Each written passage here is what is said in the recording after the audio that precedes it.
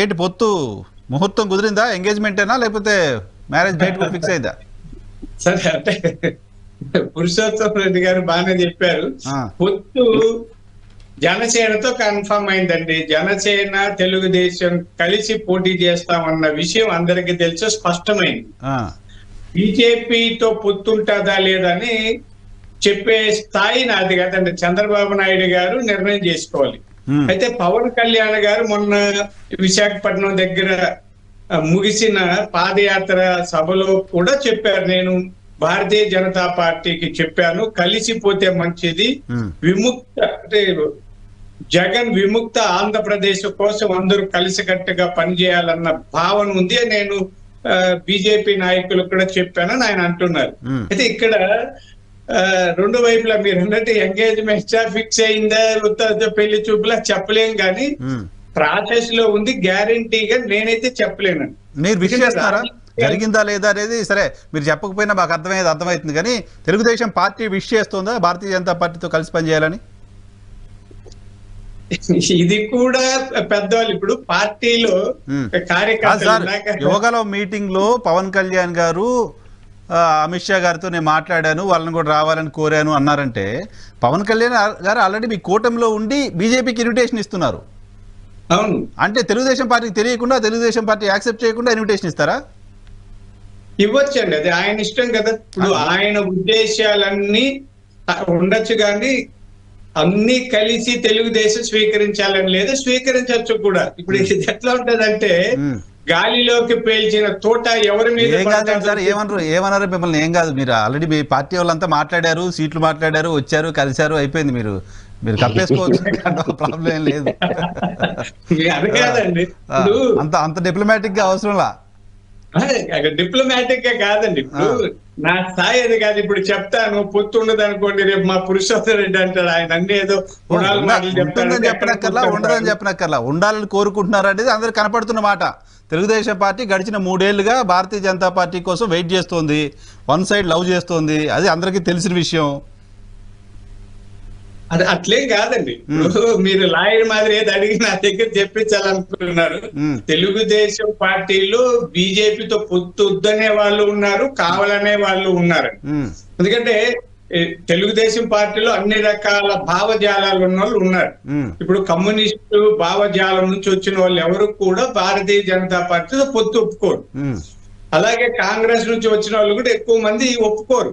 భారతీయ జనతా పార్టీకి వ్యతిరేకంగానే వీళ్ళు కాంగ్రెస్ లో ఉన్నారు, లేదా కమ్యూనిస్ట్ పార్టీలో ఉన్నారు. ఇప్పుడు టీడీపీలోకి వచ్చినా కూడా వెంటనే అడ్జస్ట్ కాలేదు. కాబట్టి తెలుగుదేశం పార్టీలోకి వచ్చిన తర్వాత తెలుగుదేశం పార్టీ ఐడియాలజీ తీసుకోవాల్సిందే. నాకు తెలిసి కొత్తగా మీ పార్టీలో కాంగ్రెస్ నుంచి, కమ్యూనిస్ట్ పార్టీ నుంచి వచ్చిన వాళ్ళు ఎవరు లేరు. తెలుగుదేశం పార్టీ భారతీయ జనతా పార్టీకి కొత్త మిత్రుడేం కాదు. పార్టీ పెట్టినప్పటి నుంచి చాలా సందర్భాల్లో కలిసి పనిచేశారు. కాబట్టి అది పెద్ద ఇష్యూ కాదు. ఐ థింక్ అంటే మీరు ఇప్పుడు బీజేపీని కలుపుకోమని చెప్తున్నారు, అంతే కదా? మీరు కలుపుకోవాలని డిసైడ్ అయ్యారు, ఆ విషయం చెప్పండి అంటున్నా. నేను ఎందుకు చెప్తా కానీ మీరు డిసైడ్ అయ్యారు, ఆ విషయం చెప్పండి అంటున్నా. కలిసే అవకాశాలు ఉన్నాయని మాత్రం చెప్పగలనండి, గ్యారంటీ లేదు. కలిసే అవకాశాలు అయితే కనిపిస్తున్నాయి. ఎందుకంటే ఇప్పుడు చాలా సమస్యలు ఉన్నాయండి. ఇందాక పురుషోత్తం రెడ్డి గారు బాగా చెప్పారు. ఇప్పుడు ఓట్ల పోలరైజేషన్ ఎలా ఉంటుందో చెప్పలేము. ఒక్కోసారి కొన్ని పొత్తుల వల్ల నష్టాలు కలగచ్చు, లాభాలు కలిగి, లాభ నష్టం ఎలాగనేది చెప్పలేము. అయితే ఇప్పటి వరకు బీజేపీతో పొత్తు ఉంటుందన్న అభిప్రాయమే ఎక్కువ మందిలో ఉంది, మీడియాలో కూడా ఉంది. ఇది ఇప్పటికీ చంద్రబాబు నాయుడు గారు స్పష్టం చేస్తే తప్ప మేమెవరు పొత్తుంటుందా లేదా చెప్పలేము, చెప్పకూడదు కూడా. ఎందుకంటే మనకి గ్రౌండ్ లో క్షేత్రస్థాయిలో పనిచేస్తున్న ఒక సిన్సియర్ తెలుగుదేశం పార్టీ సోల్జర్ గా కింద జనం ఏమనుకుంటున్నారు, పార్టీ ఏమనుకుంటుంది, పార్టీ కార్యకర్తలు ఏమనుకుంటున్నారు? పొత్తు ఉండాలని కోరుకుంటున్నారా, లేదని కోరుకుంటున్నారా?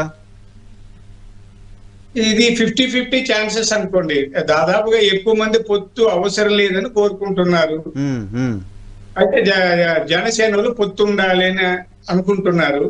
ఇది ఎవరి వాదన, ఎవరి విశ్లేషణ ఎంత గట్టిగా పనిచేస్తుందో ఇప్పుడే చెప్పలేమండి. ఇప్పుడు ఎక్కడ మాకైతే, ఇప్పుడు నేను స్పోక్స్ పర్సన్ గా కూడా ఎక్కడ అలాంటివి ఏమి మాకు సిగ్నల్స్ లేవు.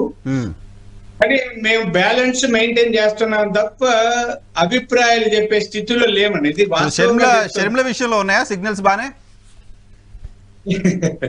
సరే షర్మిల ఇది ఇందాక మీకు చెప్పినట్టు షర్మిల గారి వల్ల మాకు సంతోషమండి. ఎందుకంటే వైఎస్ రాజశేఖర రెడ్డి గారి కుటుంబం నుంచి ఒక వ్యక్తి బయటకు వచ్చి వ్యతిరేకంగా చేయడం వల్ల జగన్మోహన్ రెడ్డి గారి ఓట్లు 1-2% చీలిన కొన్ని నియోజకవర్గాల్లో టీడీపీ లాభపడుతుంది అన్నది అందరికీ తెలిసిన విషయం. సంతోషం. ఇందాక పురుషోత్తం రెడ్డి గారు చెప్పినట్టు వ్యతిరేక ఓట్లు అలా పోతాయా లేకపోతే ఇలా వస్తాయని.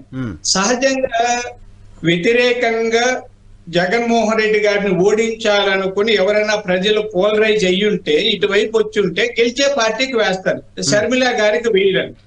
మనం జగన్మోహన్ రెడ్డి గారిని వ్యతిరేకించినా కూడా అటువైపు వెళ్ళలేము, మనకు వేరే గత్యంతరం లేక మళ్ళీ వైసీపీకే వేద్దాం అనుకున్న వాళ్ళు షర్మిల గారి వైపు వెళ్ళొచ్చు. ఇవి ఇంకా ఉందండి. అంటే ఇందాక పురుషోత్తమ రెడ్డి గారు చెప్తూ 3 నెలలు ముందే ఫిక్స్ అయిందంటే ఇంకా ఒక 5% మంది అటు ఇటు డైలమాలో ఉంటారు. ఆ 5-6% లేదా 10% మందిలో వచ్చే మార్పును బట్టి భవిష్యత్తు ఉంటుంది. షర్మిల గారు రాజకీయంగా కాంగ్రెస్ లో చేరిన ఆమె పిసిసి అధ్యక్షురాలు అయినా కాకపోయినా ఆమె కాంగ్రెస్ పార్టీకి ప్రచారం చేస్తూ వాళ్ళ అన్నగారి మీద బాణాలు ఎక్కువ పెడితే మాత్రం అది తెలుగుదేశం పార్టీకి లాభం చేకూరుస్తుంది అన్నది మా అభిప్రాయం. రైట్. అది పురుషోత్తం రెడ్డి గారు ఒక వ్యాలిడ్ ఇష్యూ చెప్పారు. యాంటీ